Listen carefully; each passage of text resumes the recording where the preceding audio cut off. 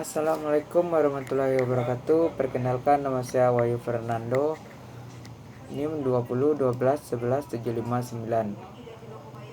Prodi S1 Keperawatan kelas 2A. Baiklah, pada kesempatan kali ini saya akan menjelaskan tentang dari anatomis dan fisiologi sistem hematologi.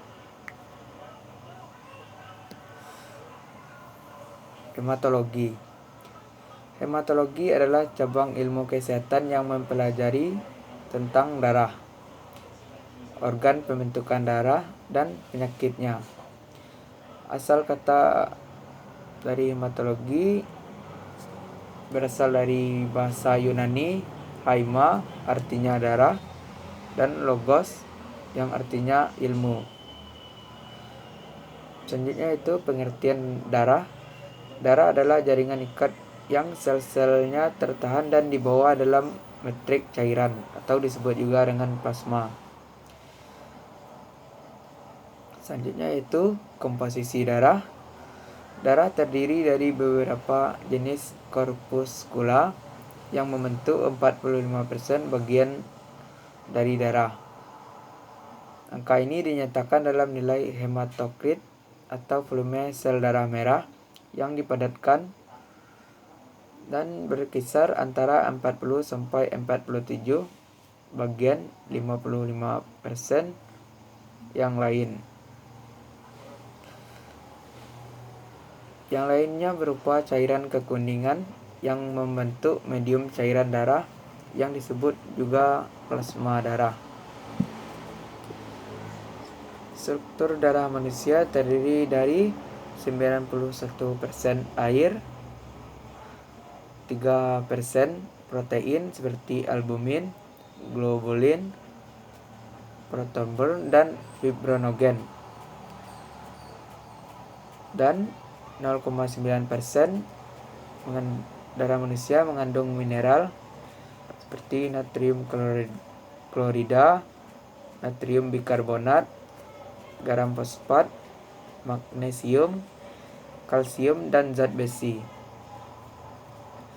Dan 0,1% darah manusia mengandung organik seperti glukosa, lemak, asam urat, kreatinin, kolesterol, dan asam amino. Fungsi sel darah dan plasma darah pada tubuh manusia. Yang pertama yaitu mentransfer oksigen ke seluruh jaringan melalui pengikatan hemoglobin terhadap oksigen, mengikat oksigen dan dari paru-paru untuk diedarkan ke seluruh jaringan tubuh. Selanjutnya mengikat karbon dioksida dari jaringan tubuh untuk dikeluarkan melalui paru-paru.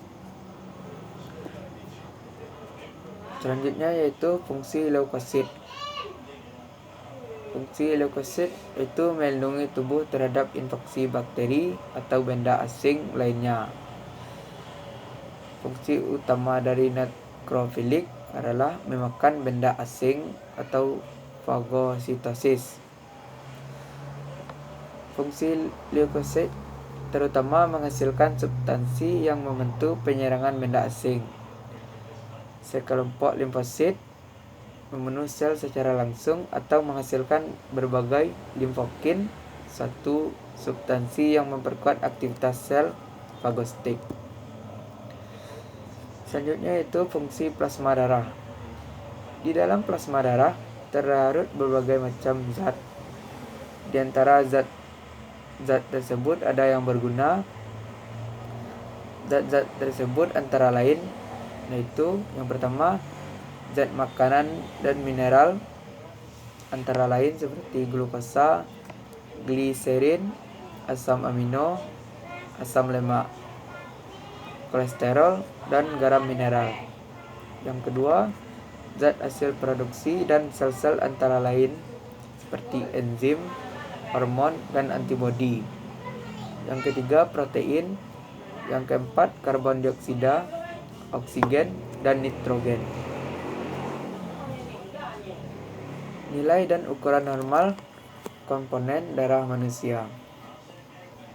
Pada tubuh yang sehat atau orang dewasa terdapat darah sebanyak kira-kira 1/13 dari berat badan atau kira-kira 4-5 liter. Keadaan jumlah tersebut pada tiap-tiap orang tidak sama, tergantung kepada umur, pekerjaan, keadaan jantung, atau pembuluh darah. Nilai-nilai sel darah orang dewasa normal. Yang pertama, sel darah merah 4,2 sampai 6,2 juta per mililiter darah. Sel darah putih 5 juta sampai 10 juta per mililiter darah. Trombosit 140 juta sampai 340 juta per mililiter darah. Hematokrit yaitu sekitar 45 sampai 52% untuk pria, sedangkan 36 sampai 48% untuk wanita. Hemoglobin sekitaran 14 0, sampai 17,4 gram per ion mililiter untuk pria, sedangkan untuk wanita 12,0 sampai 16,0 gram per ion mililiter untuk wanita. Sel darah merah, anemia dan kolistemia. Sel darah merah. Sel darah merah atau yang disebut juga dengan eritrosit berasal dari bahasa Yunani yaitu eritos berarti merah dan kritos yang berarti selubung atau sel. Sel darah merah mengandung protein hemoglobin yang mengangkut sebagian besar oksigen yang diambil di paru-paru ke sel-sel seluruh tubuh. Selanjutnya anemia. Anemia adalah definisi sel darah merah atau kekurangan hemoglobin. Hal ini mengakibatkan penurunan jumlah sel darah merah atau jumlah sel darah merah tetap normal. Kolistemia. Kolistemia adalah peningkatan sel darah merah dalam sirkulasi yang mengakibatkan peningkatan viscositas dan volume darah. Aliran darah yang mengalir melalui pembuluh darah terhalang oleh aliran kapiler dan dapat tertutup. Leukosit, granulosit, makrofag, monosit, inflamasi. Leukosit atau disebut juga dengan sel darah putih. Sel darah putih atau leukosit adalah sel darah yang membentuk komponen darah yang berada di plasma darah. Sel darah putih ini berfungsi untuk membantu tubuh melawan berbagai penyakit infeksi dan sistem kekebalan tubuh. Granulosit. Granulosit jumlahnya hampir 75% dari seluruh leukosit. Plasmanya mengandung granula atau butir-butir halus. Dibuat di dalam sumsum merah oleh jaringan retikuloendotelium. Granulosit merupakan sel fagosit, memakan benda asing, terutama bakteri. Makrofag.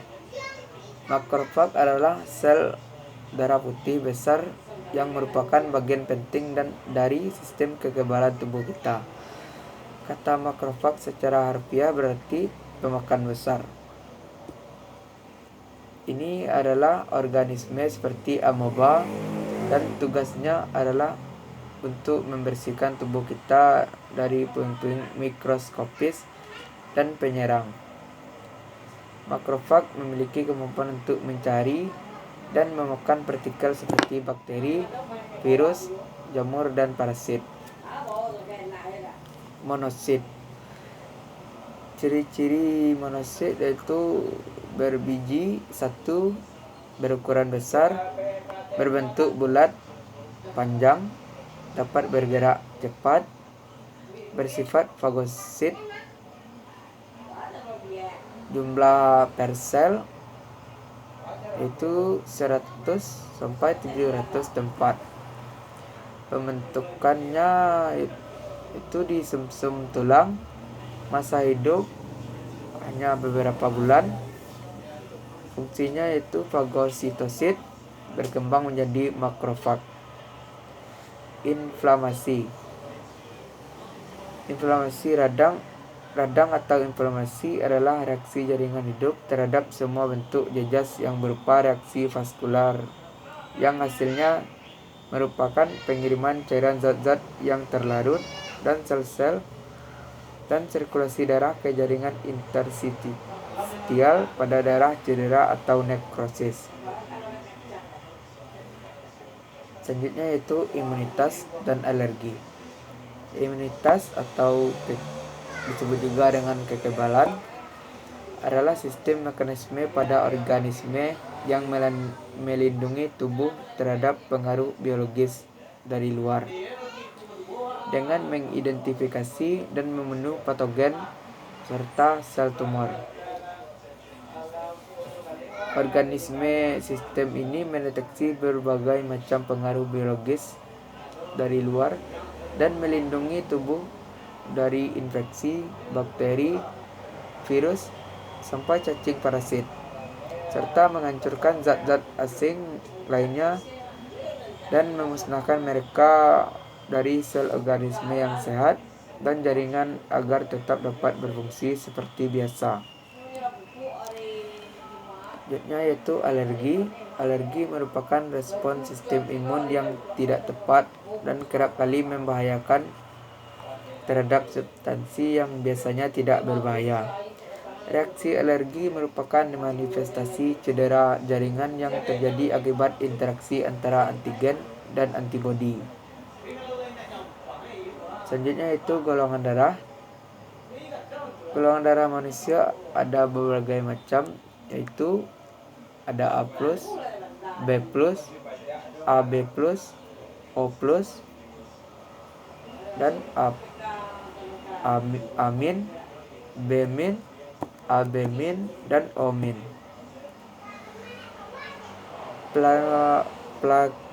Klasifikasian darah dari suatu individu berdasarkan ada atau tidak adanya zat antigen warisan pada permukaan membran sel darah merah. Hal ini disebabkan karena adanya perbedaan jenis karbohidrat dan protein pada permukaan membran sel darah merah tersebut. Hemostasis dan pembekuan darah. Hemostasis merupakan peristiwa penghentian pendarahan akibat putusnya atau robek pembuluh darah.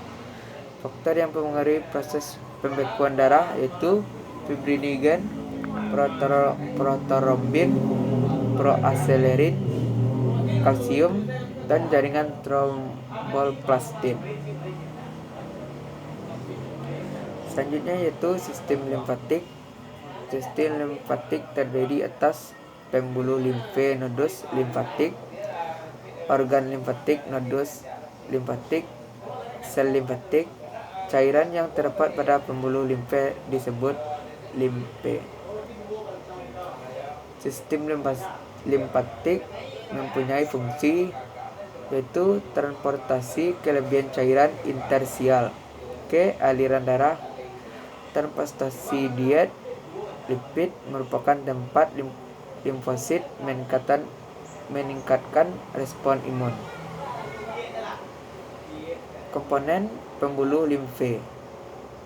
Kapiler limfe merupakan pembuluh limfe kecil yang merupakan tempat pertama dari jaringan limfe, yaitu tubulus yang terdapat sepanjang jaringan kapiler kecuali di dalam sumsum tulang merah dan susunan saraf pusat. Terdiri atas selapis endotelium tetap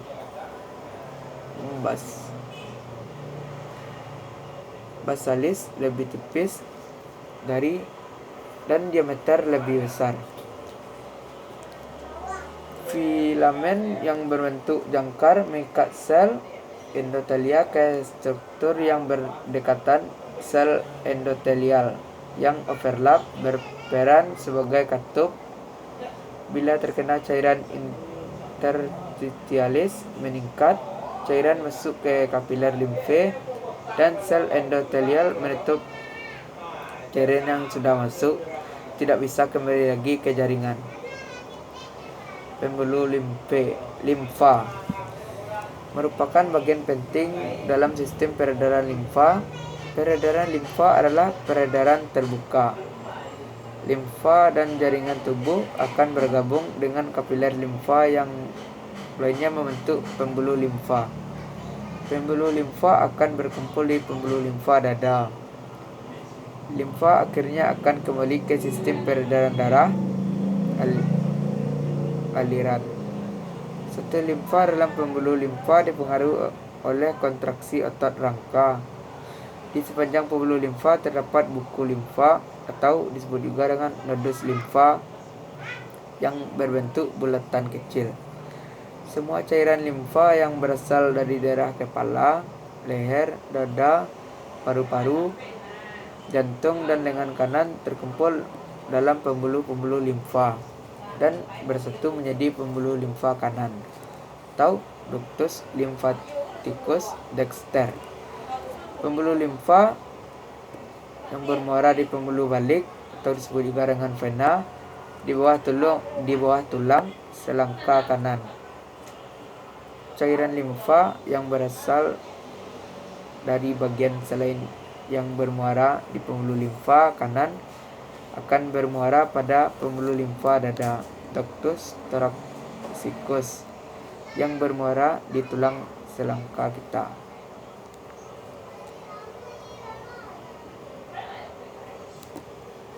Baiklah, hanya itu yang dapat saya jelaskan. Mohon maaf bila banyak salah. Wassalamualaikum warahmatullahi wabarakatuh.